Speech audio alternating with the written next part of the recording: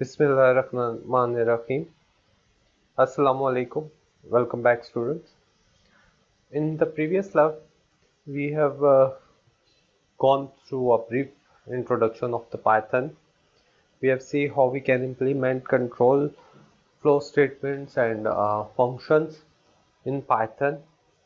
And then you have done an assignment on some main and basic libraries of Python like NumPy, SciPy, Matplotlib, scikit-learn, and you have gone through the in assignment you have gone through the functionalities of these uh, libraries, how we can use them in Python.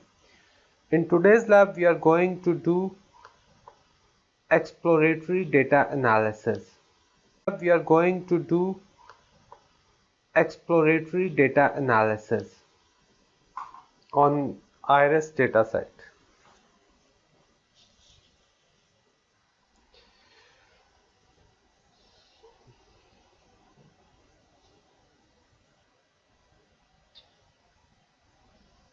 We will learn about exploratory data analysis. First of all, we have to think what do we mean by exploratory data analysis. Basically, exploratory data analysis is analysis of an data set using simple tools like plotting tools, statistics tools. Before proceeding further, we will look statistics tools. Before proceeding further, we will look upon the data analysis of a data set. Basically, this is the first step of machine learning, in which we do a detailed analysis of a data set using some linear algebra, statistics tools, plotting tools, and other tools to see what is our data analysis and what we can get from it.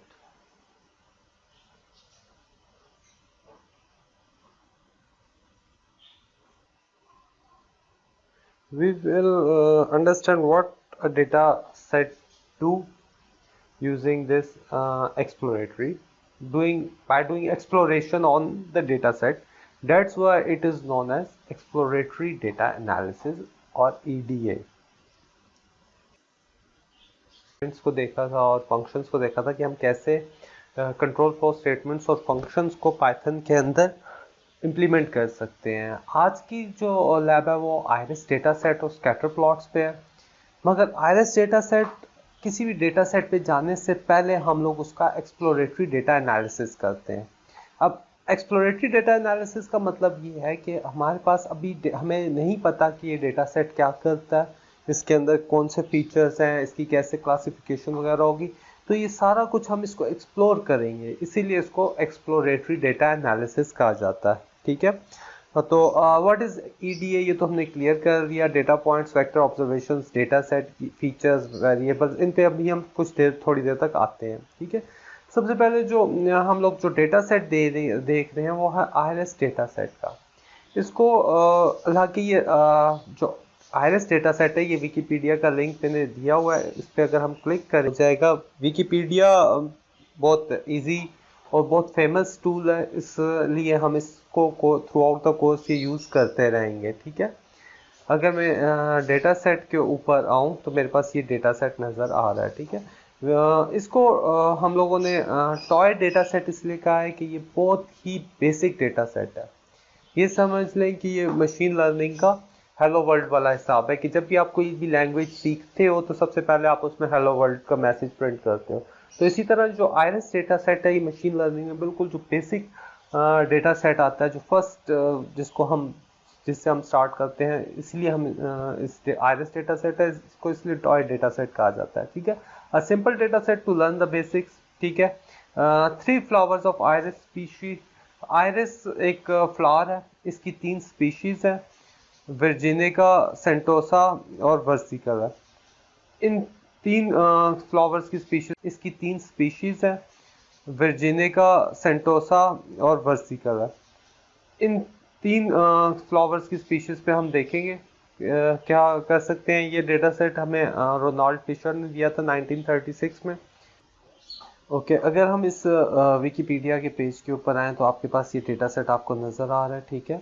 तो ये अब आप देख रहे हैं कि हमारे पास features आ रहे हैं। डेटा सेट का ऑर्डर है sepal length, sepal width, petal length और पेटल विड्थ। और जो स्पीशीज़ है हमारे पास आयरिस की वो है सेटोजा, ठीक है, वर्सिकलर और वर्जीनिका।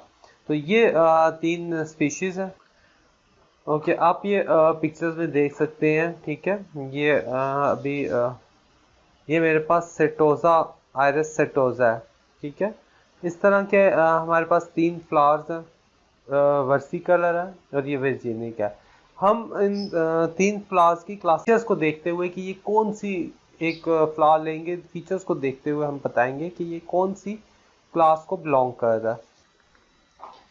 अच्छा, अगर आप डेटा सेट को देखें तो डेटा सेट कुछ भी नहीं, बस एक टेबल है जिसके अंदर हमारे पास रिकॉर्ड्स हैं, ठीक है। जिस तरह इस टेबल के अंदर मेरे पास 150 रिकॉर्ड्स हैं, ठीक है। 150 रिकॉर्ड्स हैं और ये रिकॉर्ड्स किस चीज़ के हैं? Sepal length, sepal width, petal length, petal width और स्पीशीज़, इनके 50 रिकॉर्ड्स हैं। अब जो स्पीशीज़ हैं वो किन फीचर्स के ऊपर डिपेंड कर रही है कि वो सेटोसा है या वो वर्सी कलर है या वो वर्जीनिक है। तो आप सपोज करें कि किसी गार्डन में ये फूल लगे हुए हैं, ठीक है। एक बंदा आपके पास एक फूल तोड़ के लाता है और कहता है कि मुझे बताएं कि ये कौन सा फूल है, तो आप क्या करोगे? अगर सपोज आप एक बॉटनिस्ट की सोच से जाओ तो आप एक बॉटनिस्ट को जाके कहो कि आप इस फूल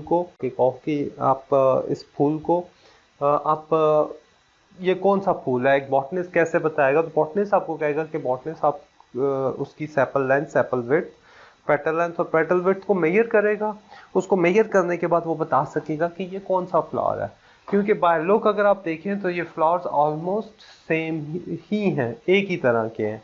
तो इसमें आपको बताना, एक नॉर्मल इंसान के लिए बताना कि सेटोसा, वर्सिकल और वर्जीनिका कौन सा है तो मुश्किल होता है। तो ये चार फीचर्स जो हैं वो उस पर डिपेंड कर रहा होगा कि वो कौन सा फ्लावर है, ठीक है। तो अगर हम देखें तो हमारा जो ऑब्जेक्टिव है वो classify a new flower as belonging of one of the three classes given four features. तो हम अब इस डेटा सेट का जो ऑब्जेक्टिव है, अगर आपको वो पता हो तभी आप ये बता सकते हो कि डेटा सेट क्या कर रहा है। ऑब्जेक्टिव इसका यही है कि आपके पास एक नया फूल है, ठीक है। आपने बताना है कि वो ये फूल तीन क्लासेस में से किस क्लास से बिलोंग कर रहा है, जो आपको चार फीचर्स गिवन है, ठीक है। जो चार फीचर्स गिवन है वो sepal length, sepal width, petal length और पेटल विड्थ, ठीक है। तो ये जो सेपल लेंथ और पेटल्स हैं इनको हम एज फीचर्स कंसिडर करेंगे। कलर्स को हम एज अ फीचर कंसिडर नहीं कर सकते कि सेम कलर भी हो सकता है, इसीलिए कलर के ऊपर आप ये डिस्टिंग्विश नहीं कर सकते ये तीन फ्लावर्स में से ये फ्लावर कौन सी कैटेगरी को बिलोंग कर रहा है। अगर हमें ये देखना है कि ये सेपल्स और पेटल्स क्या होती हैं, ऑल्दो आपने सिंपल बायो में ये चीज़ें पढ़ी हुई हैं। अगर हम देखें तो इस को आप सेपल कह रहे हो, इस फ्लावर के इस पोर्शन को हम सेपल कहते हैं। और ये जो बिल्कुल साइड पे नीचे करके आपके पास पेटल्स होती है, ठीक है। तो ये सेपल लेंथ, इसकी लेंथ, इसकी विड्थ, ठीक है, इसकी लेंथ, इसकी विड्थ, ये चीज़ हमें बताएगी कि आइडेंटिफाई कर सकते हैं, ठीक है। ये आपके पास अब सेपल है, ये आपके पास पेटल है, ठीक। और ये आप इसकी लेंथ और विड्थ से आप बताओगे कि सेपल कौन सा और पेटल कौन सा। तो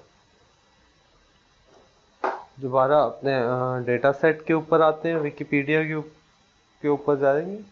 तो ये जो हमारे पास ये चार फीचर्स है ये डिफाइन करेंगे कि ये आपके पास सेटोजा क्लास का है, वर्सी कलर का है या वर्जीनिका क्लास का फ्लावर है। अच्छा, मशीन लर्निंग, आपको पता है कि मशीन लर्न करती है किसी डेटा सेट से।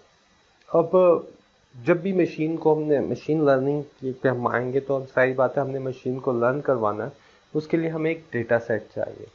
तो वो डेटा सेट के कोई भी डेटा सेट हो सकता है डिपेंडिंग अपॉन द ऑब्जेक्ट कि आप उससे क्या करना चाह रहे हो।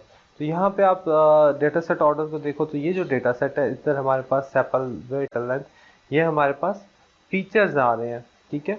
इन फीचर्स को आ रहे हैं और नीचे यहाँ पे हमारे पास कुछ रिकॉर्ड्स हैं।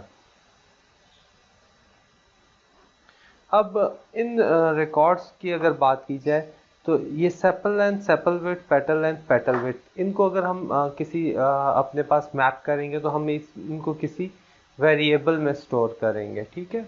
इनको हम किसी वेरिएबल्स में स्टोर करेंगे इन फीचर्स को, और ये जो है हमारे पास इनको हम डेटा पॉइंट या ऑब्जर्वेशन का नाम देते हैं, ठीक है। अब किसी वेरिएबल में डेटा पॉइंट्स की वैल्यू सेम भी हो सकती है, ज़रूरी नहीं है। अच्छा, डेटा पॉइंट जो है आप अगर नोट करो तो ये हमारे पास वेक्टर्स हैं, ठीक है। डेटा पॉइंट्स को हम वेक्टर्स भी कहते हैं। अब इन डेटा पॉइंट्स को यूज़ करके हमें क्या प्रिडिक्ट करना है? स्पीशी। स्पीशी को आप क्लास लेबल कहते हैं। को यूज़ करके हमें क्या प्रिडिक्ट करना है? स्पीशी। स्पीशी को आप क्लास लेबल कहते हैं, कहोगे। क्यों? क्योंकि हमने इस क्लास को प्रिडिक्ट करना है, ठीक है, कि आपके पास स्पीशी कौन सी है, हमने ये प्रिडिक्शन करनी है। अच्छा, अब हम वापस जाएंगे, इस पे देखेंगे कि जो हम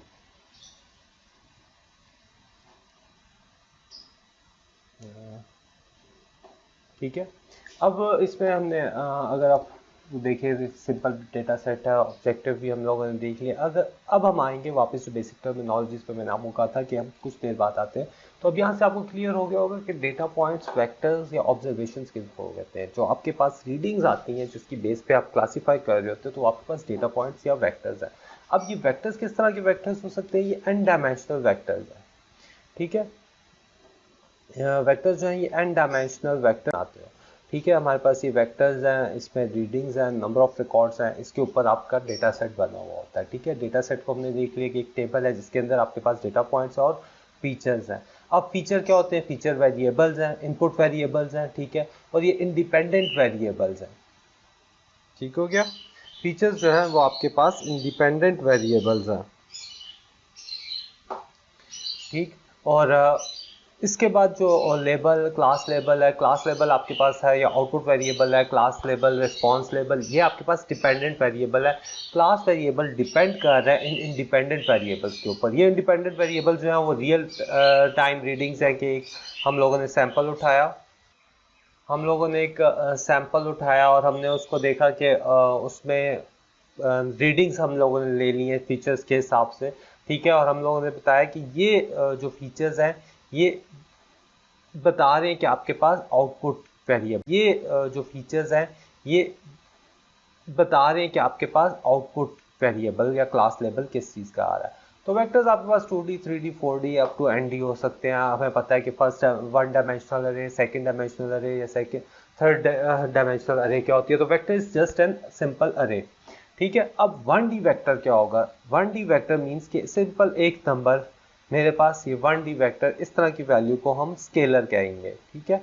और अगर मेरे पास मल्टी डायमेंशनल वेक्टर्स है, मीन्स 1, 2, 3, 4, जिस तरह ये अगर मेरे पास 2D वेक्टर है, ठीक है, जिसमें 2 रोज और 2 कॉलम्स हैं, तो मैं इसको 2 डायमेंशनल वेक्टर कहूँगा, 2D वेक्टर कहूँगा, ठीक है। ऑल्दो अगर इसको इन टर्म ऑफ हम अरे लेंगे तो ये 2 0 2 1 सॉरी 1 0 1 1 2 0 और 2 1, इस तरह से आपके पास हम इसको एक अरे में कह लेंगे। तो सिंपली अगर आप ओके, अगर आप अब अपने डेटा सेट के ऊपर हम जाएं तो हमें पता चल रहा है कि डेटा सेट को हम देखते हैं तो ये इसमें 4 रिकॉर्ड्स है। तो इसका मतलब 1 2 3 4, ये 4 डायमेंशनल अरे बनेगी मेरे पास, ठीक है। इनपुट वेरिएबल्स की मेरे पास 4 डायमेंशनल अरे बनेगी। अच्छा, अब आगे बढ़ते हैं, इस डेटा सेट को देखते हैं कि हम कैसे पाइथन में इसको करेंगे।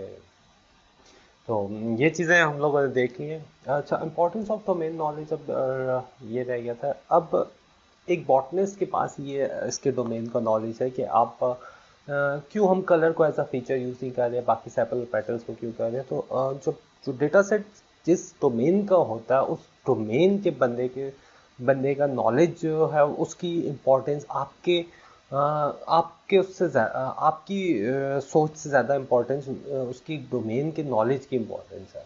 ठीक है, ज़रूरी नहीं है कि जो आप सोच रहे हो वैसे वो ही ठीक हो। जिस तरह इस केस में हमने कलर को एज अ फीचर नहीं लिया, क्योंकि एक बॉटनिस्ट को पता है कि colour as a feature use नहीं हो सकता। जो फीचर है, जो डिफरेंट क्लासेस को आइडेंटिफाई कर रहे हैं, वो सेपल्स और पेटल्स हैं, इनकी डायमेंशंस है। इसलिए जो बॉटल इसका जो डोमेन है, उसके नॉलेज की इंपॉर्टेंस पहले आप भी अच्छी खासी है कि पहले आपको उसके डोमेन का नॉलेज होना चाहिए कि आपका ये जो डेटा सेट है वो कैसे क्लासीफाई कर रहा है। ठीक है, किन फीचर्स के ऊपर है, कौन से फीचर्स यूज नहीं हो सकते, कौन से हो सकते हैं, तो ये सारा आपके डोमेन नॉलेज में आ रहा होता है। इसके बाद अब चलते हैं। ठीक है, ये लाइब्रेरी सबसे पहले हम इंपोर्ट करेंगे, पैंडास, सीबॉर्न, मैटप्लॉटलिब में पाईप्लॉट, ठीक है, और नमपाई। इन लाइब्रेरीज की मैंने आप लोगों को असाइनमेंट्स दी थी, सीबॉर्न में ही दी थी। सीबॉर्न भी हमारे पास कैटरिंग के उसके प्लॉटिंग के लिए यूज़ होती है। हम देखेंगे इसको कि हम सीबॉर्न को कैसे यूज़ कर सकते हैं। बाकी पैंडास, मैटप्लॉटलिब और नमपाई का आप लोगों को पता है। नहीं पता हो तो मैं इन पे भी एक वीडियो डेमो, आप लोगों को पता है नहीं पता हो तो मैं इन पे भी एक वीडियो डेमो बना रहा हूँ, और वो भी आप लोगों को मिल जाएंगे। ठीक है, इससे आप उन डेमो में देख सकते हैं कि नमपाई क्या कर रहा है, मैटप्लॉट क्या कर रहा है, पैंडास क्या कर रहा है, सीबॉर्न क्या कर रहा है। ठीक है, तो सबसे पहले हम लोग जो डेटा सेट डाउनलोड कर रहे हैं, हम इस ये लिंक मैंने दिया हुआ है, इस लिंक पे आप जाके इस डेटा सेट को डाउनलोड कर सकते हो। जो डेटा सेट आपके पास आएगा वो आएगा, ये हो रहा है iris.csv comma separated value file. तो आपके पास ये फाइल मैंने डाउनलोड करके अपने फोल्डर में रखी हुई है। आप ये गिटहब के सोर्स से इस फाइल को डाउनलोड कर सकते हो। ये फाइल ऑलरेडी मैंने डाउनलोड करके रखी हुई है अपनी करंट डायरेक्टरी में। ये iris.csv आ रही है। ठीक है, sepal and sepal with comma petal length comma petal with comma species, और नीचे ये वैल्यूज मेरे पास आई हुई है। ठीक है, जो डायरेक्टरी के अंदर रख लिया। उसके बाद मैंने ये import pandas as pd, import cbon and as sns, import numpy as n। तो अब मैं iris डॉट pandas को यूज़ करते हुए मैंने ये csv फाइल रीड की है। ठीक है, मैं इसको रन करता हूँ तो ये मेरे पास वेरिएबल एक्सप्लोरर में अगर आप आएँ तो ये iris के वेरिएबल है। ठीक है, pd dot read csv pandas का फंक्शन है। डॉट pandas को मैंने एज अ pd किया हुआ है। pd के अंदर डॉट रीड csv का फंक्शन मैंने कॉल किया, और इसको मैंने iris डॉट csv, जो कि मेरे करंट फोल्डर डायरेक्टरी में है, जिस जगह मेरी ये फाइल स्क्रिप्ट सेव है, उसी जगह पे मेरे पास ये पड़ा हुआ है। और यहाँ पे आप फाइल्स के अंदर देख रहे हो तो ये मेरे पास ये आ रहा है। ठीक है, अगर आप करंट डायरेक्टरी में इसको सेव नहीं कर रहे हो तो आपको यहाँ पे पूरा पाथ देना पड़ेगा कि किस पाथ के ऊपर आपकी CSV पड़ी हुई है। अच्छा, अब डेटा सेट रीड करने के बाद जो सबसे पहला क्वेश्चन आपके ऊपर आपकी CSV पड़ी हुई है। अच्छा, अब डेटा सेट रीड करने के बाद जो सबसे पहला क्वेश्चन आता है हमारे पास, how many data points and features. इस डेटा सेट के अंदर कितने पॉइंट्स हैं और कितने फीचर्स हैं। इसके लिए जो हम यूज़ करते हैं कमांड वो है प्रिंट iris डॉट शेप की।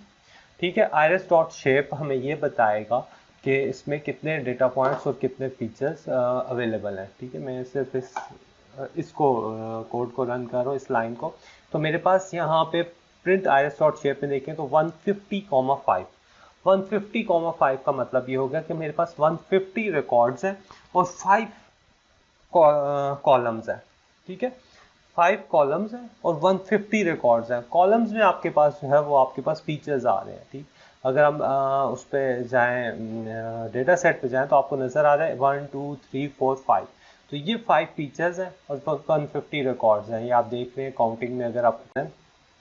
ठीक है, नेक्स्ट जो क्वेश्चन मेरे जहन में आ रहा है कि मैं what are the column names in our data set. तो हमारे डेटा सेट के अंदर जो कॉलम्स हैं उनके नाम क्या क्या है, उसके लिए हम iris डॉट कॉलम करेंगे। ठीक है, iris हमने डेटा रीड किया हुआ है। अगर मैं iris डॉट कॉलम्स को प्रिंट करवाऊंगा तो मुझे ये पता चल जाएगा कि मेरे पास इनके नाम जो कॉलम्स हैं उनके नाम क्या क्या हैं। ठीक है, तो मेरे पास ये नाम आ रहे हैं sepal length, sepal width, petal length और पेटल विड्थ और स्पीशीज। इसमें जो स्पीशीज है वो क्लास लेबल है। ठीक है, बाकी आपके पास इनपुट वेरिएबल्स है। अब इनपुट वेरिएबल्स देखने के बाद हम लोगों ने जो अगला देखना है कि how many data points for each class are present और how many class for each species are present. ठीक है। तो हमने देखना है कि हमारे पास जो है डेटा सेट है, इसके अंदर number of points her class के लिए कितने क्लास और कितनी क्लासेस हैं सबसे पहले। ठीक है, अगर मैं ये क्लास के लिए कितने क्लास और कितनी क्लासेस हैं सबसे पहले। ठीक है, अगर मैं ये iris species dot value count करूंगा। ठीक है, स्पीशीज आपको पता है कि हम लोगों ने स्पीशीज की बेस पे ही क्लासेस आइडेंटिफाई की हुई है कि हमारे पास कौन कौन सी स्पीशीज है। तो मैं स्पीशीज के हर स्पीशी के लिए देखूंगा कि मेरे पास कितने डेटा पॉइंट्स अवेलेबल हैं। तो मैं आयरिस को डबल कॉमास, ठीक है, मेरे पास ये फुल ब्रैकेट्स है, species dot value count. Value counts हमें ये बता देगा कि इस स्पीशी के अगेंस्ट, एक स्पेसिफिक स्पीशी के अगेंस्ट कितनी वैल्यूज हैं। ठीक है, और ये भी बता देगा कितनी स्पीशीज हैं इसके अंदर। तो अगर मैं इसको रन करूं, ठीक है, टाइम की वजह से मैं ये पूरा लिखता नहीं हूँ, मैं पहले से लिख के रखता हूँ ताकि हम लोग एक लिमिटेड टाइम के अंदर ये सारा कैलकुलेट कर सके। तो iris species dot value count को अगर मैं रन करता हूँ तो मुझे पता चल रहा है कि मेरे पास वैल्यू काउंट को अगर मैं रन करता हूँ तो मुझे पता चल रहा है कि मेरे पास 3 स्पीशीज है, वर्जीनिका, सेटोजा और वर्सिकलर, और हर एक के 50 डेटा पॉइंट्स हैं। ठीक है, और डेटा पॉइंट्स की टाइप क्या है, इंट 64, यानी 64 बिट के इंटीजर्स हैं। हर एक के 50 डेटा पॉइंट्स मेरे पास प्रेजेंट है। अच्छा, अब आप इस चीज को देखिए कि हमारे पास जो डेटा पॉइंट्स है वो सब में बराबर है।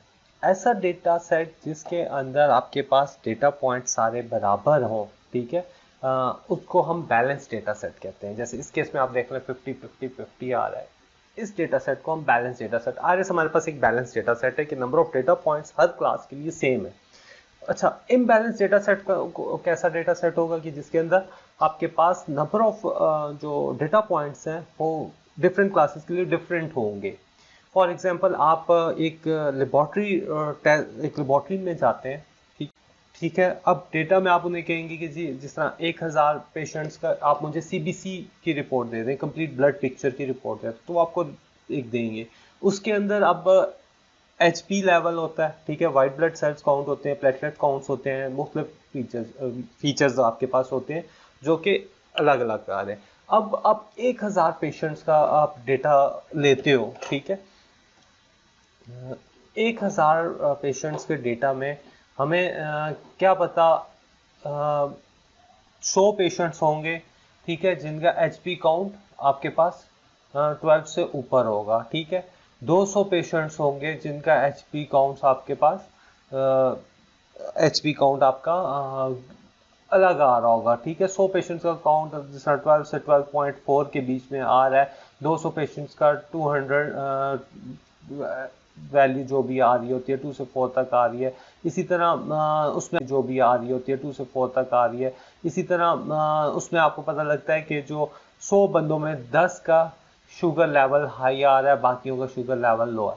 तो अब 10, आप सिर्फ इसको देखें, 10 रीडिंग्स आ रही हैं और दूसरी तरफ आपके पास 90 ऐसे बंदे होंगे कि जिनका शुगर लेवल नॉर्मल या लो होगा। तो इस चीज में अगर आप देखें तो आपका डेटा सेट इक्वल नहीं होगा। अब इसमें देख लें कि अगर मेरे पास सिर्फ 100 बंदे हैं, ठीक है, जिनका अगर मैं एचबी लेवल के ऊपर कहूँ कि एचपी लेवल जिनका ठीक है और जिनका लो है, ठीक है, एचपी लेवल हाई वालों नॉर्मल के लिए जो मेरे पास number of data points available होंगे वो 100 है, और नॉट नॉर्मल के लिए मेरे पास 900 होंगे आउट ऑफ 1000।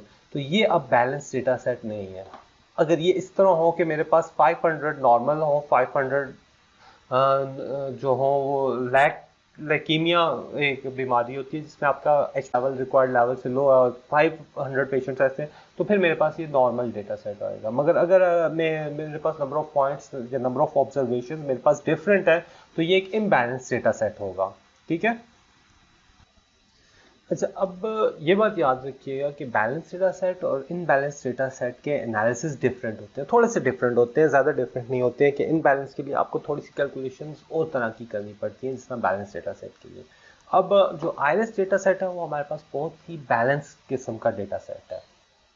ठीक है, अब इसके बाद चलते हैं स्कैटरिंग के ऊपर कि हम लोग कैसे प्लॉटिंग करेंगे इस डेटा सेट की।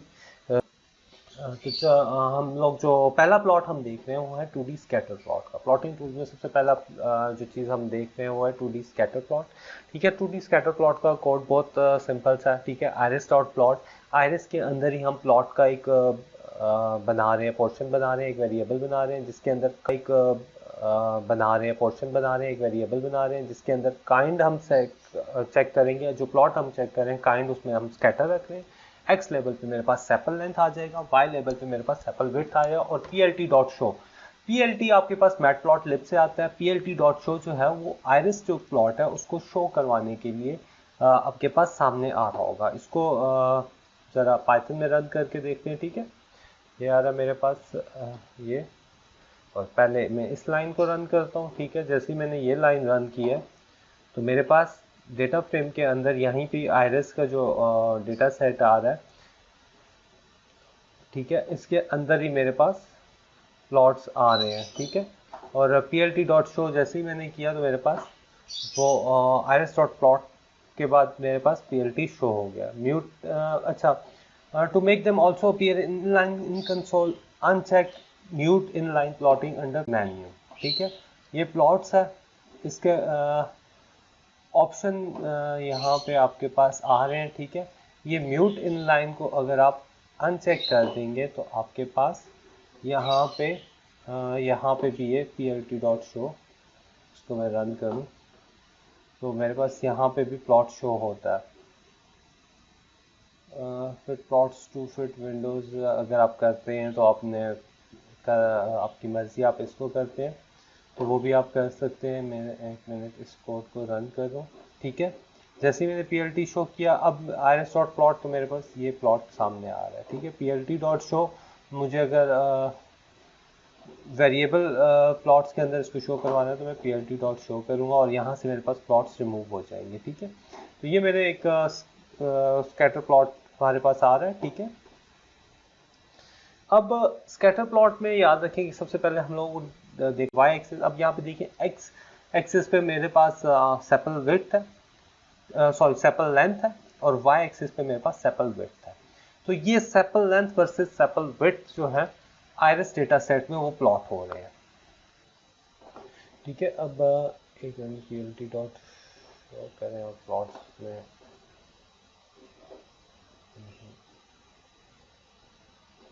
ठीक है, अब इसमें हम लोगों ने लेंथ और विड्थ एक्स एक्सिस और वाई एक्सिस देख लिया। अब इसके बाद जो इम्पोर्टेंट चीज़ होती है स्केल की आती है।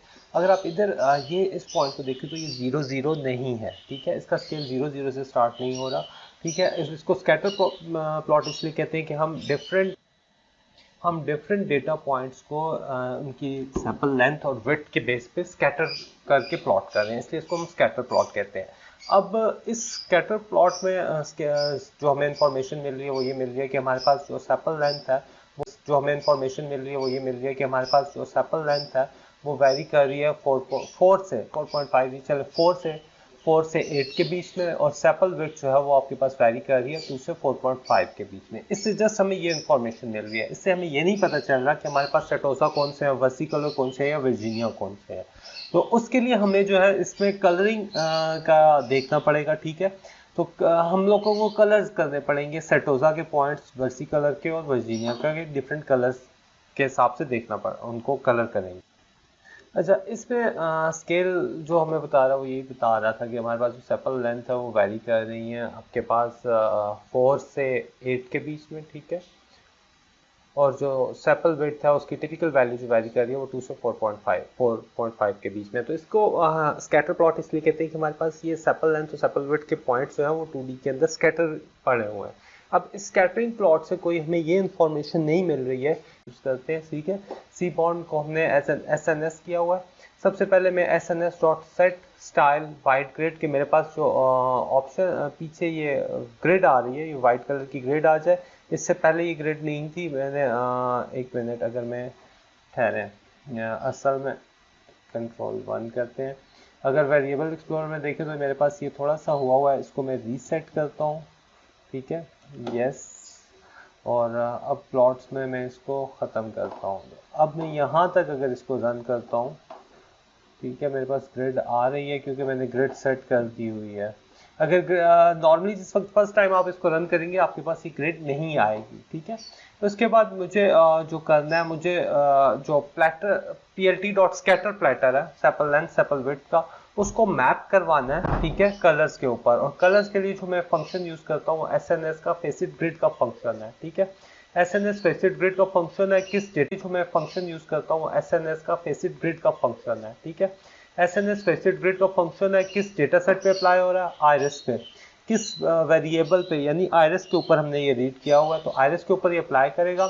और कलर जो डिफ्रेंशिएशन होगी वो किसके बेस पे होगी, स्पीशीज के बेस पे ह्यू क्रॉस फॉर्म होगा, ठीक है। हाइट इसकी 4 कर देते हैं, ठीक है, हाइट या साइज इसका 4 आ जाता है। डॉट मैप, मैप किसके ऊपर होगा, ये कलर किसके ऊपर मैप होंगे, स्कैटर प्लॉट के ऊपर जो आपके पास ऑलरेडी क्रिएटेड है सेपल लेंथ और सेपल विड्थ का। और आखिर में आप इस पे ऐड लीजेंड्स करते हो, ठीक है। ऐड लीजेंड्स करके हम इसको पीएलटी शो करवाते हैं। अब मैं इस सेट ऑफ कोड को रन करके देखता हूँ, ठीक है। तो अब मेरे पास जो प्लॉट आ रहा है वो ये कलर वाला आ रहा है। ये लेजेंड्स जो है ये मुझे बता रहे हैं कि सेटोसा के लिए मेरे पास ब्लू पॉइंट्स हैं, वर्सी कलर के लिए ऑरेंज है, और वर्जीनिया के लिए मेरे पास ग्रीन पॉइंट्स हैं। अच्छा जी, अब अगर आप नोट करें तो मेरे बाकी वर्जीनिया और वर्सी कलर्स है, ठीक है। अब अगर मैं एक लाइन ड्रॉ करूं, ठीक है, ये लाइन में ड्रॉ कर रहा हूँ, और मैं ये कह सकता हूँ जो लाइन के इस तरफ है वो सेटोजा, और जो बाकी वर्सी कलर है और वर्जीनिया, और लाइन के इस तरफ के जो पॉइंट्स है वो वर्जीनिया या वर्सी कलर है। अच्छा, अब इस चीज़ को हम लोग लीनियरली सेपरेबल, क्योंकि एक लाइन आपको पता है सिंपल एक y is equal to M X plus C की इक्वेशन से हम लाइन बनाते हैं, ठीक है। एम हमारे पास स्लोप है, x पॉइंट्स आ जाते हैं और c मेरे पास लेंथ आ रही होती है। तो ये अगर मैं एक लाइन ड्रॉ करके इजीली एक डेटा पॉइंट्स को दूसरे डेटा पॉइंट से सेपरेट कर रहा हूँ तो वो लीनियरली सेपरेबल है, ठीक है। अब सेटोसा जो है वो मेरे पास लीनियरली सेपरेबल है, बाकी वर्जीनिया और वसी कलर जो है वो मेरे पास लीनियरली सेपरेबल नहीं है। इसी चीज़ को अगर हम मैनुअल के अंदर देखें, ठीक है, मैनुअल के अंदर अगर हम इस चीज़ को मैनुअल के अंदर देखें, ठीक है, मैनुअल के अंदर अगर हम इस चीज़ को देखें तो हम लोगों ने ये स्कैटर प्लॉट बनाया। Notice that the blue points can be easily separated from red and green points by drawing, ठीक है। मैंने जब लाइन ड्रॉ की यहाँ से यहाँ तक तो मेरे पास अगर मैं कंट्रोल शिफ्ट टी दोबारा इधर लाइन बना लूँ, ठीक है, जब मैंने ये लाइन बनाई तो मेरे पास जो ब्लू कलर पॉइंट्स है सेटोसा के वो बहुत इजीली मेरे पास डिस्टिंग्विश हो रहे हैं, ठीक है। अब ये जो प्लॉट है हमारे पास, ठीक है, इसको हम लीनियरली सेपरेबल नहीं कर सकते हैं। ये मेरे पास लीनियरली सेपरेबल है, लाइन से मैंने डिस्टिंग्विश कर लिया कि मेरे पास इफ इस लाइन से इस तरफ के जो पॉइंट्स हैं वो मेरे पास सेटोसा है, बाकी जो है वो लीनियरली या वो है। तो जो हमारा ऑब्जेक्टिव था कि हम लोगों ने क्लासीफाई करना था, ठीक है, कि एक वर्सिकल और वर्जीनिया के लिए नहीं हो रहा, वर्सिकल और वर्जीनिया के लिए हमें मल्टीपल 2D स्कैटर प्लॉट्स देखने पड़ेंगे, ठीक है। और कितने कम्बिनेशन पॉसिबल है वो 4c2 इज इक्वल टू 6। तो ये 4c2 इज इक्वल टू 6 पे थोड़ी देर तक आते हैं जब हम पेयर प्लॉटिंग पे बात करेंगे। इसके बाद हम 3D प्लॉट्स के ऊपर आते हैं, ठीक है। 3D प्लॉट्स के लिए जो हमारे पास पाइथन की एप्लीकेशन है वो है प्लॉटली। प्लॉटली का हम लोगों ने देखा भी था इंट्रोडक्शन में, हम लोगों ने इसकी लाइब्रेरीज पाइथन में इंस्टॉल की थी। तो अगर इस लिंक पे हम जाएं तो इसको हम ऑनलाइन देख सकते हैं, ठीक है। अ,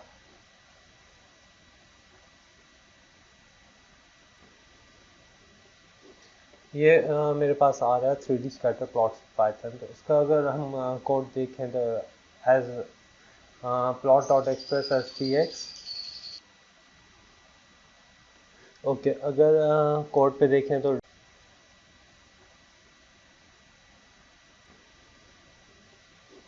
ये मेरे पास आ रहा है 3D स्कैटर प्लॉट्स पाइथन। तो इसका अगर हम कोड देखें तो as plot dot express S P X, okay. अगर कोड पे देखें तो plotly dot express S P X, ठीक है। D F is equal to P X data iris, ठीक है। और पी एक्स स्कैटर 3D के अंदर ये स्कैटर कर रहा है। एक्स के ऊपर आपके पास सेपल लेंथ है, वाई के ऊपर आपके पास सेपल विड्थ है, और Z के ऊपर आपके पास पेटल विड्थ है। तो अब आप देखें तो हम तीन फीचर्स को देख रहे हैं, सेपल लेंथ, सेपल विड्थ और पेटल विड्थ को। पहले हम सेपल लेंथ और सेपल विड्थ को ही देख रहे थे। अब जो Z के ऊपर थर्ड डायमेंशन में आपके पास पेटल विड्थ आ रहा है और फिर डॉट शो, तो आपके पास ये फिगर आ रही है, ठीक है। अब इसको 3D में एनालाइज करेंगे तो हमारे पास ये माउस की मूवमेंट से आप कर सकते हो, ठीक है। अब इसमें हम एनालाइज कर रहे हैं तो हमारे पास कर सकते हो, ठीक है। अब इसमें हम एनालाइज कर रहे हैं तो हमारे पास जो पेटल विड्थ की बेस पे अगर हम बनाएं तो अब यहाँ पे हम एक प्लेन बना सकते हैं। कंट्रोल ठीक है, एक प्लेन में यहाँ पे बना सकता हूँ, ठीक है। और मैं कह सकता हूँ प्लेन के इस साइड पे जो है वो मेरे पास वो सेटोसा, ठीक है, और प्लेन के इस साइड पे मेरे पास वर्टिकल और विजिन है। अब 3D में देखें आप, यहाँ पे अगेन एक और प्लेन बना सकते हैं। आप कह सकते हैं कि इस प्लेन के साइड पे आपके पास वर्टिकल है और इस साइड पे आपके पास विजिन है।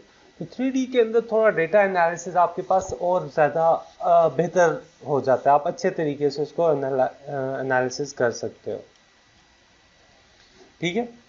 इसी तरह अगर आप देखें, मुझे इसके मुख्तलिफ वर्जन, मुख्तलिफ प्लॉट्स आपके पास राउंड बॉल्स में थी, यहाँ पे आप इसको स्कैटर प्लॉट का स्टाइल चेंज कर सकते हो, ठीक है।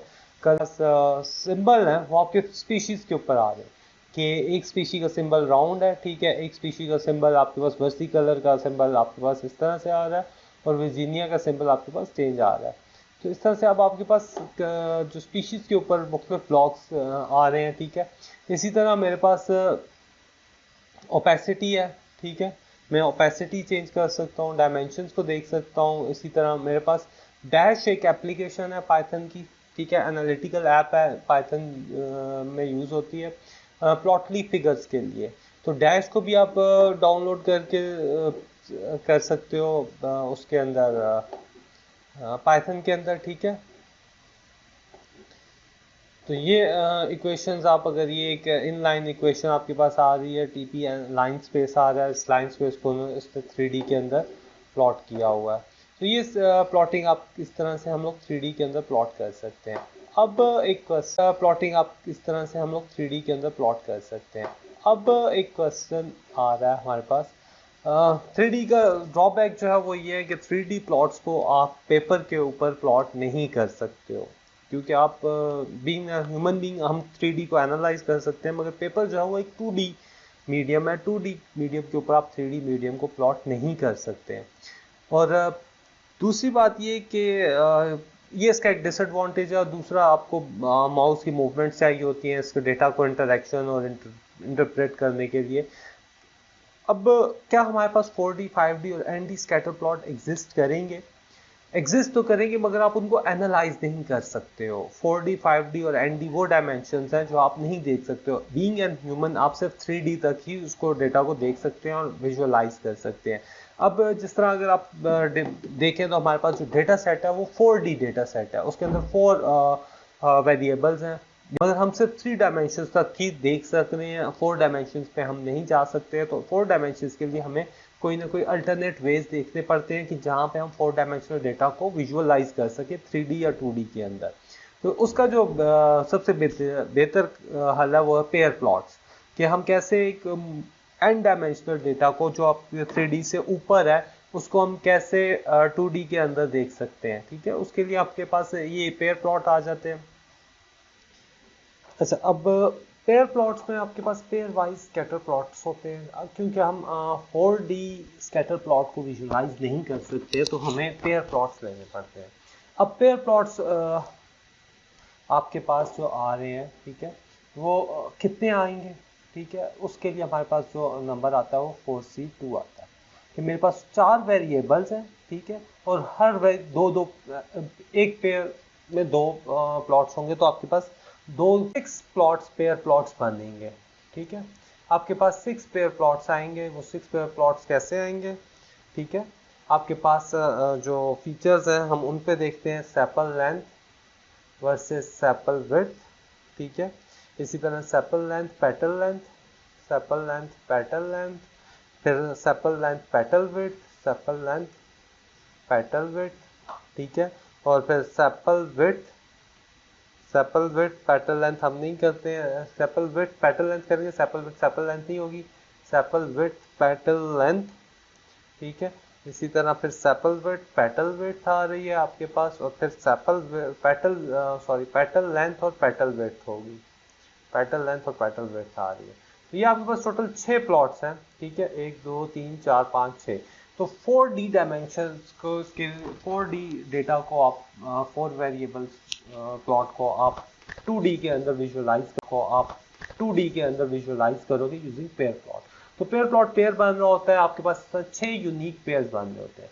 अब सेपल लेंथ सेपल विड्थ है, सेपल विड्थ और सेपल लेंथ आप नहीं हमने कंसिडर किया, क्योंकि ये इसी का ही मिरर इमेज है, वो ग्राफ एक ही होगा, ठीक है, वो आपके पास इसका इमेज बना रहा होगा और कुछ भी, just it's an image of this one. तो इन इमेजेस को हम नहीं कंसिडर कर रहे हैं। अगर हम एक्चुअल डेटा को एनालाइज देख रहे हैं तो हमारे पास ये 6 प्लॉट्स हैं जिसके थ्रू हम 4D डेटा को 2D के अंदर एनालाइज कर सकते हैं, ठीक है। इसका डिसएडवांटेज क्या है, can be used when number of features are high, can not visualize high dimension pattern in 3D and 4D। आप 3D और 4D तक तो जा सकते हो, मगर 5D तक भी जा सकते हो, इससे ऊपर के पैटर्न जो है आप पेयर प्लॉट्स को यूज नहीं कर सकते। उसके लिए आपके पास नंबर ऑफ पेयर्स बहुत ज्यादा बनेंगे, बहुत ज्यादा ग्राफ्स बनेंगे। Only possible to view 2D pattern. Pair plots के अंदर हम सिर्फ 2D प्लॉट्स ही देख सकते हैं, ठीक है। इसके कोड की तरफ आते हैं, 2D प्लॉट्स ही देख सकते हैं, ठीक है। इसके कोड की तरफ आते हैं, कोड की तरफ देखते हैं। पीएलटी क्लोज, यानी पहले वाले प्लॉट सारे क्लोज कर दे। एसएनएस सेट स्टाइल, वही सीबॉर्न को हम यूज कर रहे हैं, यू के ऊपर स्पीशीज कर रहे हैं, साइज 3 ले रहे हैं और पीएलटी डॉट शो कर रहे हैं, ठीक है।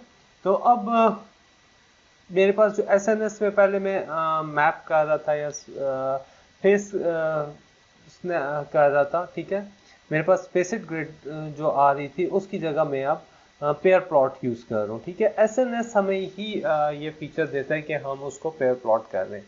तो मैं इससे पहले वाले ग्राफ्स को अगर मैं कंट्रोल 1 कमेंट करता हूँ, प्लॉट में ख़त्म करता हूँ, मुझे जस्ट ये वाले प्लॉट्स शो करने हैं, PLT close, SNS set style, pair style और पीएलटी डॉट शो। मुझे सिर्फ इस कोड को रन करना है, मैं इस सेट ऑफ कोड को लगेगा पेयर प्लॉट्स के लिए, ठीक है। ये मेरे पास पेयर प्लॉट्स आ रहे हैं, मैंने क्योंकि वो वहाँ से म्यूट हटा दिया था तो मेरे पास इनलाइन प्लॉटिंग भी हो रही है। मैं अगर इसको म्यूट कर दूँ तो मेरे पास इनलाइन प्लॉटिंग नहीं होगी, सिर्फ ये आएगी। इस फिगर को आप सेव प्लॉट भी कर सकते हैं, कॉपी भी कर सकते हैं और इसको रिमूव कर सकते हैं। तो आपने अगर इसको कहीं बड़े टूल में एनालाइज करना है तो मैं इसको सेव प्लॉट कर लेता हूँ डेस्कटॉप के ऊपर ही PNG फॉर्म में, ठीक है। तो अब मेरे पास अगर आप देखें तो ये फिगर आ गया, ठीक है। अब इसमें काफ़ी क्लियर आपके पास नज़र आ रहा है कि आप कैसे सेपल, आप देख रहे हैं कि आपके पास ये ग्राफ्स हैं। इन मेन 4 ग्राफ्स को छोड़ दें, इनके हम थोड़ी देर तक आते हैं। तो आप देख रहे हैं यहाँ पे मेरे पास sepal length, sepal width, petal length, petal width है, sepal length, sepal width, petal length और पेटल विड्थ।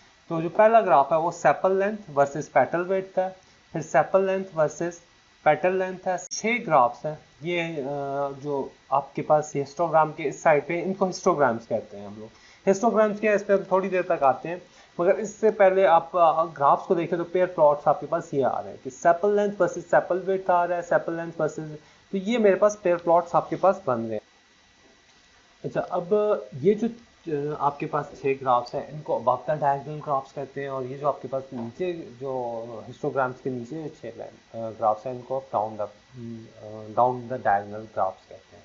अब जो अप और डाउन हैं ये एक दूसरे के मिरर इमेजेस हैं। फॉर एग्जांपल अगर आप इस वाले ग्राफ को देखें तो ठीक है, इस वाले ग्राफ में आपके पास ये petal width versus petal length है और यहाँ पे petal length versus petal width versus petal length है। तो ये एक दूसरे के मिरर इमेजेस हैं, इनमें ग्राफ्स ऑलमोस्ट सेम ही हैं, ठीक है। ये ग्राफ्स आपके पास ऑलमोस्ट सेम ही आ रहे होते हैं। अगर मैं इनको और थोड़ा जूम करके देखूं तो ये लेजेंड से हमें पता चल रहा है कि जी इसमें सेटोसा कौन से हैं, वर्जीनिका कौन से हैं और वर्सी कलर कौन से हैं। अगर मैं यहाँ पे एक लाइन वाला प्लॉट देखूं, ठीक है, अगर मैं पहले हमने देखा था कि जब हमने इनके बीच में, या ये वाला प्लॉट हमने देखा था, यहाँ पे मैंने लाइन बनाई थी, तो ये एक पॉइंट जो है ये मेरे पास फिर भी इतना क्लासीफाई नहीं हो रहा था सेटोजा का, ये लाइन के इस तरफ आ रहा था, ठीक है। मगर अगर आप इधर देखें, ठीक है, यहाँ पे मेरे पास और यहाँ पे मेरे पास सेटोजा जो है बहुत अच्छी तरह से आइडेंटिफाई हो रहा है। अब ये जो प्लॉट्स हैं, अगर मैं इसको जूम आउट करके देखूं, ठीक है, तो ये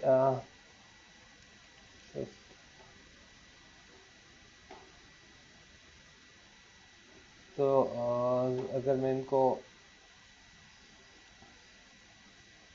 तो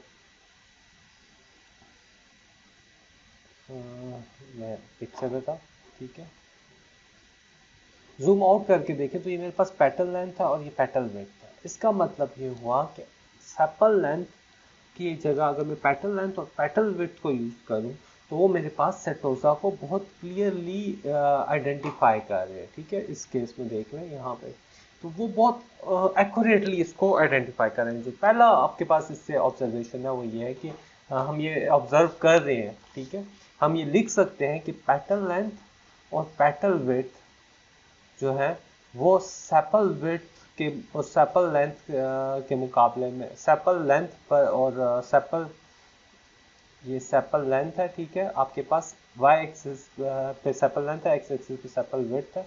तो इसके मुकाबले में आपके पास ये चीज़ बहुत ज़्यादा क्लियरली सेपल विड्थ और सेपल लेंथ के मुकाबले में आपके पास पेटल लेंथ और पेटल विड्थ को यूज, इन दो फीचर्स को यूज करते हुए आप सेटोसा को बहुत क्लियरली आइडेंटिफाई कर सकते हो बाकी डेटा पॉइंट से।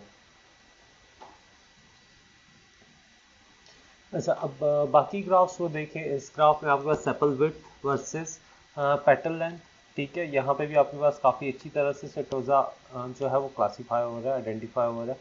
और हम इस ग्राफ के ऊपर आए, ठीक है, तो थर्ड वन के ऊपर, ठीक है, पहले इससे पहले देख लीजिएगा ये पेटल विड्थ है और ये पेटल लेंथ है। पेटल लेंथ और पेटल विड्थ के ग्राफ के ऊपर अगर हम आए, ठीक है, तो यहाँ पे आप देख रहे हो कि मेरे पास काफ़ी जो सेटोसा है वो उससे जो बाकी पॉइंट्स है वो काफ़ी दूर है, ठीक है।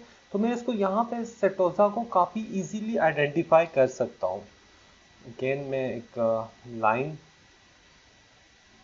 अगर मैं लाइन की जगह मैं अब लाइन की जगह अगर मैं एक मॉडल बनाऊं इफ एल्स कंडीशन के ऊपर, तो मैं इजीली इसको कर सकता हूँ। जैसे ये मेरे पास 0 है, ये मेरे पास यहाँ पे ये 1 है, ये 2 है, ये मेरे पास तकरीबन ये मेरे पास यहाँ पे ये 1 आ रहा है, ठीक है, ये 0 0 है, ठीक है, ये मेरे पास 1 है, सपोज ये 1 है और अब ये 1 आ रहा है, यहाँ पे वो 2 आ रहा है, ये 2 है, ये 3 है और ये 2 है, ये 3 4 5 6 7, ठीक है, ये मेरे पास 7 आ रहा है। अब मैं ये कह सकता हूँ, अगर मैं इसको मैंने क्लासीफाई करना है तो मैं एक सिंपल इफ एल्स की कंडीशन लिख के भी इसको क्लासीफाई कर सकता हूँ, बजाय लाइन के। Line y is equal to M X C की जगह हम इफ एल्स पे चाहते हैं, जो बहुत इजीली हमें हो जाता है, ठीक है। अब यहाँ पे मैं अगर ये कंडीशन रखूँ इफ, ठीक है, अब यहाँ पे मैंने आपको कहा था कि यहाँ पे मेरे पास ये पेटल लेंथ है और ये मेरे पास पेटल विड्थ है।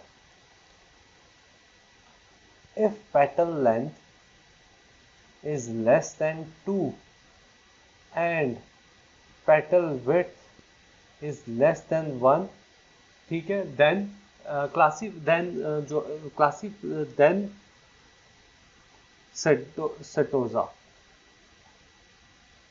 कि मेरे पास अगर पेटल लेंथ और पेटल विड्थ इस रेंज के अंदर आती है तो मेरे पास सेटोजा है। मेरे पास एक फ्लावर है, ठीक है, मैंने उसकी पेटल लेंथ और पेटल विड्थ मेजर किया और मैंने उसके बाद अपने जो मॉडल है उसमें पेटल लेंथ और पेटल विड्थ किया और कोड को रन किया, तो मुझे इस कंपैरिजन चेक से पता चल जाएगा कि मेरे पास कौन सा फ्लावर है, ठीक है। तो सेटोजा आप देखते हैं इस ग्राफ में बहुत इजीली काफ़ी अच्छा सेपरेबल है बाकी पॉइंट से, ठीक है। तो इस वजह से हम लोग इजीली कह सकते हैं कि ये सेटोजा को ये बहुत आइडेंटिफाई करेगा, क्योंकि आप देख रहे हैं कि काफ़ी डिस्टेंस के ऊपर है ये। तो आप इजीली कह सकते हो ये इस डिस्टेंस को देखते हो, यानी पेटल लेंथ और पेटल विड्थ वो फीचर्स हैं कि जिसके साथ आप सेटोजा को बहुत क्लियरली आइडेंटिफाई कर सकते हैं। इसी तरह अब बाकी पॉइंट्स को देखते हैं, वर्सी कलर पे आते हैं। वर्सी कलर के लिए मैं ये कंडीशन लगा देता हूँ, ठीक है। सेटोजा, अब यहाँ पे अगर आप देखें, ठीक है, ये मैं इसको बल्कि प्रिसाइजली करूँगा, ये 1 और इक्वल टू 1 कह देते हैं, 1 के ऊपर पॉइंट है। If petal length is greater than और इक्वल टू 1 एंड ठीक है, सॉरी पेटल विड्थ है, मैं पेटल विड्थ के ऊपर लगा रहा हूँ, ठीक है। Petal width is greater than और equal to 1 and petal width is less than, और लेस नहीं करते हैं, लेस देन ऑलमोस्ट यहाँ पे चलें इसको मैं 1.8 कर देता हूँ, and petal width is less than और इक्वल टू 1.8, ठीक है। अब इसके अंदर फिर एक कंडीशन लगा देते हैं, दूसरा चेक लगाते हैं पेटल लेंथ के ऊपर। If petal length is greater than or equal to 3, greater than or equal to 3 and petal length is less than और इक्वल टू 5.2 कर देते हैं, इस पॉइंट को मैं 5.2 कर देता हूँ, ठीक है। And petal length is less than और इक्वल टू 5.2, ठीक है। 5.2 आ रहा है, ये 2 बिल्कुल आखिर में चला गया, ठीक है। देन वर्सी कलर, वर्सी कलर, ठीक है, ऑरेंज पॉइंट मेरे पास वर्सी कलर है, मुझे इससे नज़र आ रहा है। अब इसके बाद एल्स में आपको पता है बाकी सारे एल्स वर्जीनिया, अगर अगर इनमें नहीं है तो फिर सारा, अगर आपको इन कंडीशंस में नहीं कोई फ्लॉर मिल रहा तो आप वो वर्जीनिया होगा। तो ये हमने एक सिंपल सा मॉडल, पहला मॉडल बनाया मशीन लर्निंग का, कि एक इस पेयर प्लॉट को देखते हुए हमने एक मॉडल बना लिया, ठीक है। पेयर प्लॉट की मदद से हमने देखा कि हम कैसे इसको डिस्टिंग्विश कर सकते हैं। यहाँ पे थोड़े से पॉइंट्स हैं जो ओवरलैप कर रहे हैं वर्सी कलर के और वर्जीनिया के। सेटोजा तो बहुत एक्यूरेटली आइडेंटिफाई हो जाएगा, ये जो थोड़े से पॉइंट्स ओवरलैप कर रहे हैं तो इसमें कोई मसला नहीं है। मशीन लर्निंग में आपके पास एरर्स आते हैं, मशीन लर्निंग कभी भी 100% एक्यूरेट नहीं होती, ठीक है। मशीन लर्निंग में एरर्स आ सकते हैं, वो 90-95% एरर्स, कोई इतना प्रॉब्लम नहीं होता इसमें कि आपके पास इतनी एरर्स आपके पास एक्सपेक्टेड होते हैं कि ये आ सकते हैं। तो जो ऑब्जर्वेशन हमारे पास आ रही हैं इससे, ठीक है, पेयर प्लॉट से, वो यही है कि petal length and petal width are the most useful feature to identify various flowers, ठीक है। पेटल लेंथ और पेटल विड्थ को आप देखें तो बहुत इजीली आप आइडेंटिफाई कर रहे हो, आइडेंटिफाई कर रहे हो। While setosa can be easily identified, linearly separable, Wernicke and versicolor have some overlap, almost linearly separable. तो इसमें आप सेटोजा को देखें, सेटोजा बहुत क्लियरली आपके पास आइडेंटिफाई हो रहा है, जबकि वर्जीनिया और वर्सी कलर में थोड़े से पॉइंट्स ओवरलैप होते हैं, जिसकी वजह से आप लोग थोड़ा सा कंडीशन आ रहा है। We can find lines and if else condition to build a simple model to कर। तो हम लोगों ने एक इफ एल्स कंडीशन को देखते हुए एक सिंपल सा मॉडल बना लिया जो कि आइडेंटिफाई कर रहा है कि इस मशीन लर्निंग के कोड के ऊपर, ठीक है, ये आइडेंटिफाई कर रहा है कि आपके पास फ्लॉर कौन सा है। और जो हमारा ऑब्जेक्टिव है वो यही था कि हमने क्लासीफाई करना था कि किस फ्लॉर जो है, एक फ्लॉर गिवन फ्लॉर जो है वो किस क्लास को बिलोंग कर रहा है, ठीक है। इसके बाद आते हैं हिस्टोग्राम, पीडीएफ और सीडीएफ के ऊपर। अच्छा, हिस्टोग्राम पे जाने से पहले एक चीज़ डिस्कस कर लेते हैं कि पेयर प्लॉट्स हैं तो बहुत बेहतर है, मगर हम जब फोर अप टू अपने जो भी C2 ग्राफ्स बने, यानी 6 ग्राफ्स बने जिनको हमने एनालाइज करना था, ठीक है। इसी तरह ये 5 होते तो 5 से 2 में आपके पास 5+2 7 ग्राफ्स आते हैं। 6 डायमेंशन होती है, 6 फीचर्स होते हैं तो आपके पास 8 ग्राफ्स आते हैं। तो 8 ग्राफ्स तक फिर भी आप विजुअलाइज कर सकते हो, मगर सपोज कि अगर आपके पास 100 फीचर्स हैं तो फिर आपके पास 100C2 मीन्स 102 ग्राफ्स बनेंगे। अब 102 ग्राफ्स को गो थ्रू करना कोई इतना इजी नहीं है। उस केस में हमारे पास फिर दूसरे एल्गोरिथम्स हैं, प्रिंसिपल कंपोनेंट एनालिसिस है, TSNE है। तो हम उन टूल्स को यूज़ करेंगे जब आपके पास डायमेंशनैलिटी बहुत ज़्यादा हो जाए, तो फिर आप पेयर प्लॉट्स को यूज़ नहीं कर सकते। तो ये इसकी एक लिमिटेशन है थोड़ी सी पेयर प्लॉट की, कि आप सिर्फ एक सर्टेन डायमेंशन तक इसको अप्लाई कर सकते हैं, ठीक है। अगर इससे ज़्यादा आपके पास ग्राफ्स बहुत ज़्यादा बन रहे हो तो फिर उनमें इसको एनालाइज करना थोड़ा सा मुश्किल हो जाता है, ठीक है। हिस्टोग्राम्स एंड पीडीएफ सीडीएफ में सबसे पहले हम देखते हैं कि एक 1D स्कैटर प्लॉट क्या होगा। हमने 2D स्कैटर प्लॉट देखा, 3D स्कैटर प्लॉट देखा, इवन 4D को हमने पेयर प्लॉट के साथ विजुअलाइज कर दिया, तो 1D स्कैटर प्लॉट कैसा होगा। 1D स्कैटर प्लॉट अगर हम देखते हैं तो सबसे पहले तो मैं करूँगा इंपोर्ट numpy एज np। मैंने numpy को यूज़ किया, ठीक है। अब मैं 3 वेरिएबल्स डिफाइन कर रहा हूँ, आइरिस सेटोसा, आइरिस वर्जीनिया और आइरिस versicolor, ठीक है। और आइरिस सेटोसा के अंदर जो आइरिस के स्पीशीज में आइरिस डेटा सेट के अंदर जो स्पीशीज है उसमें जो सेटोसा के पॉइंट्स हैं वो सारे मैं आइरिस सेटोसा के अंदर सेव करवा रहा हूँ, और इसी तरह आइरिस वर्जीनिया और versicolor के पॉइंट्स ले रहा हूँ, ठीक है। अब इन पॉइंट्स को मैंने प्लॉट कर दिया है, ठीक है। Plot iris setosa petal length के अगेंस्ट में इसको प्लॉट कर रहा हूँ, ठीक है। बाकी फीचर्स में मैं इनको जीरोस इंसर्ट कर रहा हूँ। इसी तरह मैंने versicolor को प्लॉट कर लिया, ठीक है, पेटल लेंथ के ऊपर। बाकियों में मैंने उसको जीरोस इंसर्ट कर दिया, ठीक है, ठीक है। पेटल और इसी तरह मैंने प्लॉट किया वर्जीनिया को, बाकी मैंने उसको जीरोस इंसर्ट कर दिया। तो पीएलटी शो करेंगे मेरे पास कुछ इस तरह का ग्राफ आ रहा है। अब इसका disadvantage of 1D scatter plot, it's very hard to make sense as a point are overlappings a lot. Are there a better way to visualize 1D scatter plot? Yes, there are better ways using histograms. और पहले हम इसको code को run करके देखते हैं, ठीक है। ये मैंने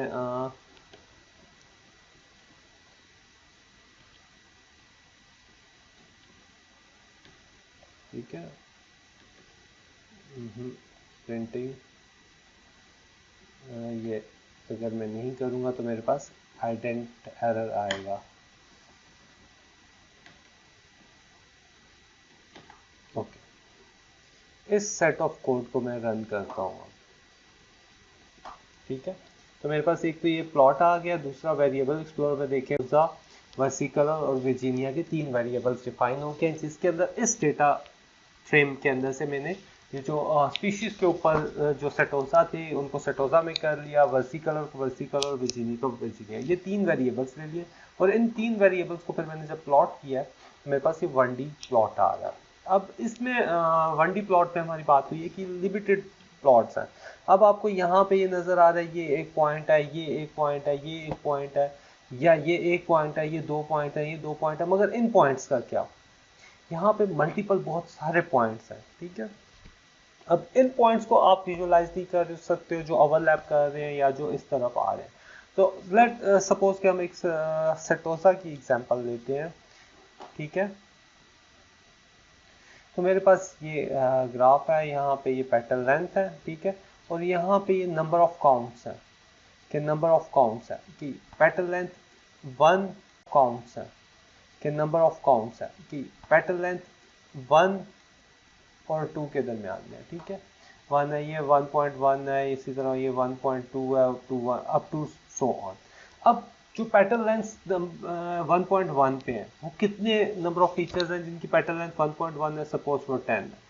इसी तरह 1.2 के कितने ऐसे डेटा पॉइंट्स हैं जिनकी पेटल लेंथ जो है वो 1.2 है, लेट अस सपोज वो 15 है। इसी तरह अप टू सो ऑन जाते हैं, 20 आ रही है, 30 आ रही है, ठीक है, 40 आ रहा है, फिर 50 आ रहा है। जो मैक्सिमम पॉइंट्स आपके पास है वो 50 है, कि 50 पॉइंट्स कितने होंगे। इसी तरह ये आ रहे हैं जी, ये मेरे पास सपोज इतने आ रहे हैं और ये कम आ रहे हैं। अगर इन सारे पॉइंट्स को मैं ज्वाइन करूंगा तो मेरे पास एक ग्राफ बन रहा है। इस ग्राफ को हम हिस्टोग्राम कहते हैं। हिस्टोग्राम क्या है? हिस्टोग्राम में एक तरफ आपके पास फीचर्स है, दूसरी तरफ वो नंबर ऑफ काउंट्स है कि जो जो नंबर ऑफ काउंट्स इस फीचर के नंबर ऑफ काउंट्स कितने हैं। कि बस फॉर एग्जांपल मेरे पास अगर आप इसमें ओरिजिनल डेटा सेट में आते हैं, ठीक है, ओरिजिनल में डेटा सेट के ऊपर आता हूँ तो आप देखेंगे सेटोसा की मैंने पेटल लेंथ के ऊपर अगर लगाया है, ठीक है, 1.4 1.4 1.4 1.4। सपोज अगर मैं यहाँ तक देख रहा हूँ मेरे पास 3 1.4 है, 1.3 है, एक 1.5 है, एक 1.4 है, एक 1.7 है। तो ये मेरे पास जो काउंट्स आपके पास बन रहे होंगे ये मुझे बताएंगे कि मेरे पास जो नंबर ऑफ काउंट्स कितने हैं। जैसा 1.3 के अगेंस्ट मेरे पास 1.4 के अगेंस्ट नंबर ऑफ काउंट्स 3 है। यहाँ तक अगर मैं 5 तक देखता हूँ 1.3 के अगेंस्ट 1 है, 1.5 के अगेंस्ट 1 है। तो ये जो number of counts versus feature है इसको आप हिस्टोग्राम कहते हैं। तो हिस्टोग्राम बनाना भी का कोड भी बहुत सिंपल सा, ठीक है। यूज करेंगे फेसेट ग्रिड आ रहा है, आइरिस ह्यूज स्पीशी, और जो प्लॉट है वो मैप जो हम कर रहे हैं वो पीएलटी स्कैटर को नहीं कर रहे हैं, हम एसएनएस डॉट डिस्ट्रीब्यूशन प्लॉट कर रहे हैं, ठीक है। डिस्ट्रीब्यूशन प्लॉट ले रहे हैं, हिस्टोग्राम बनाने के लिए हमें डिस्ट्रीब्यूशन प्लॉट लेना पड़ता है, और जो फीचर जिसके अगेंस्ट आप काउंट देख रहे हो वो पेटल लेंथ है, और आगे आपने ऐड लेजेंड किया और पीएलटी शो किया। इस पीस ऑफ कोड को रन करके देखते हैं, ठीक है। इसको और ठीक है, ये आ गया, इसको मैंने रन किया तो ये मेरे पास एक हिस्टोग्राम आ रहा है, ठीक है। हिस्टोग्राम का ग्राफ इस तरह का आपके पास प्लॉट आ रहा है। इसको अगर मैं से प्लॉट करके अगेन हम इसको ज़्यादा अच्छी तरह एनालाइज कर सकते हैं यूजिंग दी। तो यहाँ पे आप देख रहे हैं ये मेरे पास एक हिस्टोग्राम का ग्राफ आ रहा है, ठीक है। एक तरफ पेटल लेंथ है, नंबर ऑफ काउंट्स आ रहे हैं मेरे पास। अच्छा, अब आप अगर अगेन पैडिंग को यूज करूँगा, अब अगर आप यहाँ पे देखें तो ये मेरे पास पेटल लेंथ के ऊपर आ रहे हैं। हमें उससे पता चल रहा है, लेजेंड से पता चल रहा है कि ब्लू पॉइंट्स जो है ये मेरे पास सेट होता है, ठीक है। ये मेरे पास वर्सिकलर है और ये मेरे पास विर्जीनिया है, ठीक है।